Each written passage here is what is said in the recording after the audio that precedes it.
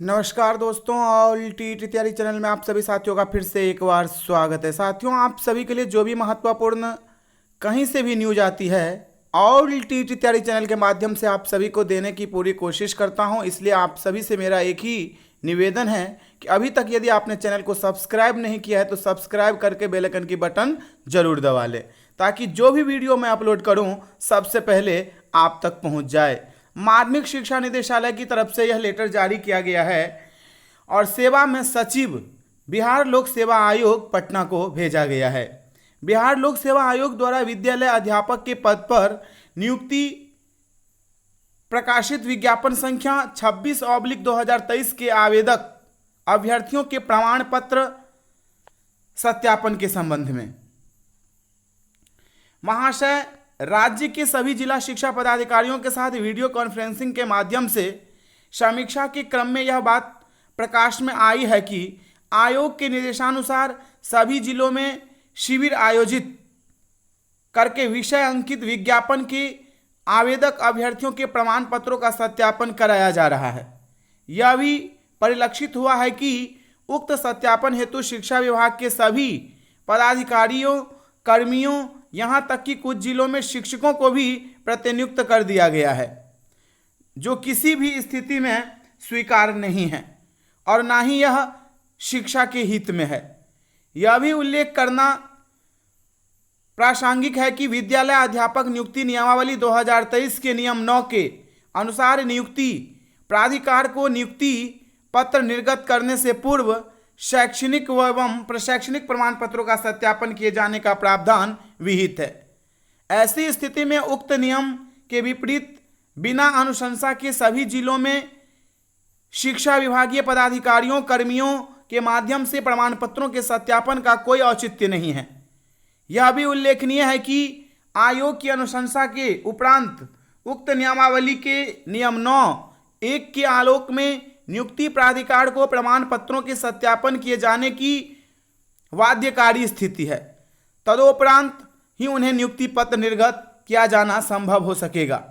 इस प्रकार आयोग द्वारा जिलों के शिक्षा विभागीय कर्मियों एवं पदाधिकारियों को प्रमाण पत्रों के सत्यापन में लगाए जाने से यह अनावश्यक श्रम का दुरुपयोग प्रतीत होता है। आयोग अपने कार्यालय स्तर पर प्रमाण पत्र का सत्यापन कराना चाहे तो इस मामले में वह स्वतंत्र है।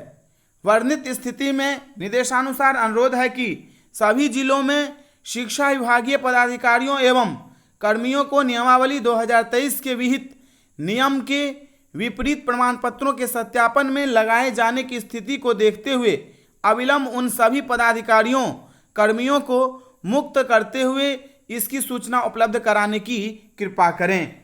कन्हैया प्रसाद श्रीवास्तव, निदेशक माध्यमिक शिक्षा। ये देख रहे हैं आप सभी, कल ये लेटर जो है वो प्रकाशित किया गया है। प्रमाण पत्र सत्यापन की यदि बात किया जाए तो बिहार लोक सेवा आयोग की तरफ से पारदर्शिता को लेकर के किया गया होगा, हमको जहां तक लगता है।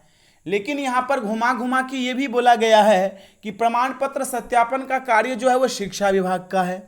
तो आप समझ सकते हैं कि जितनी स्पीड से काम चल रही थी उतनी स्पीड से काम अब नहीं चलेगी। मैं इसलिए ये बात कह रहा हूं क्योंकि आप सभी ने देखा होगा कि छठे चरण में जो बहाली की प्रक्रिया हुई थी उसमें क्या हुआ था। काउंसलिंग के 6 महीना बाद जब बहुत धरना किए तब जाकर के नियुक्ति पत्र मिला था। प्रमाण पत्र का सत्यापन अभी तक हुआ कि नहीं हुआ किसी को पता नहीं। तो प्रमाण पत्र के सत्यापन को लेकर के कहीं ऐसा न हो कि शिक्षा विभाग और बिहार सरकार इस बहाली को खींच के 2025 तक ले जाना चाहती हो, क्योंकि अचानक इस तरह से बिहार लोक सेवा आयोग को पत्र लिखना और जो डॉक्यूमेंट वेरिफिकेशन का काम अभी चल रही है वो बीच में ही रोकना कहीं से भी हमको औचित्य नजर नहीं आता है। मैं ये बात इसलिए कह रहा हूं क्योंकि जो भी हो रहा है पारदर्शी तरीके से हो रहा है, जो भी फर्जी है उन पर अभी ये रोक लग जाएगा क्योंकि उनका रिजल्ट नहीं प्रकाशित होगा। अब शिक्षा विभाग ये भी कह रही है कि आप प्रमाण पत्र सत्यापन के लिए स्वतंत्र हैं, लेकिन मेरे कर्मी को आप इस काम में नहीं लगाइए। मेरे जितने भी डीओ हैं, डीपीओ हैं या अन्य शिक्षा विभागीय कर्मी हैं उसको आप इस काम से बाहर कर दीजिए। और वैसे जो करना है आप कीजिए, ये भी इसमें लिखा है। तो आयोग क्यों ऐसा करेगी? आयोग को क्या दिक्कत है? आयोग अपना चाहेगी तो एकदम से रिजल्ट प्रकाशित कर देगी और अपना छोड़ देगी, शिक्षा विभाग अपने तरीके से जो करना होगा वो करेगी। तो मुझे लगता है कि बीच से कहीं इस प्रकार से काम को रोकना या इस प्रकार से कहना कि शिक्षा के अधिकार अधिनियम का यहाँ पर हनन हो रहा है, तो हमें लगता है कि इस बहाली को कहीं ना कहीं से फंसाने की भी साजिश हो। आप सोच सकते हैं कि भाई इतने जल्दी स्पीड से काम नहीं करना है, तुरंत आपने फॉर्म ले लिया, तुरंत आपने परीक्षा करवा लिया, तुरंत आप डॉक्यूमेंट वेरिफिकेशन करवा रहे हैं, तुरंत कहीं आप 15 तारीख तक रिजल्टों न दे दें और रिजल्ट देने के बाद कहीं 20 तारीख से ये शिक्षक अभ्यर्थी हमारे सीना पे न चढ़ के आ जाए कि भाई नियुक्ति पत्र बांटिए। मुझे जहाँ तक लग रहा है आगे सभी स्वतंत्र है, शिक्षा विभाग में भी स्वतंत्र है और बिहार के जनता भी स्वतंत्र है। इस बात को कोई रोक नहीं सकता है, इस बात को कोई दबा नहीं सकता है।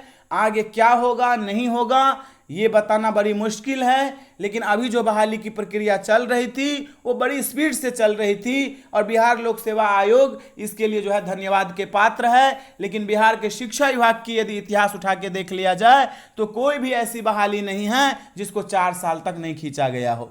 तो मुझे लगता है कि इस प्रकार से बीच में रोकना कहीं ना कहीं बहाली प्रक्रिया को 4 साल, 3 साल, 2 साल, 1 साल, 6 महीना, 3 महीना, 2 महीना, जितना भी हो सके खींचने की कोशिश मुझे जहां तक लग रहा है ये थोड़ी सी जो है वो नजर आ रही है। आगे देखिए क्या सब होता है। लेकिन एक तरह से देखा जाए तो यहाँ पर प्रमाण पत्र सत्यापन पे एक तरह से रोक लग गया है। और रोकी क्यों?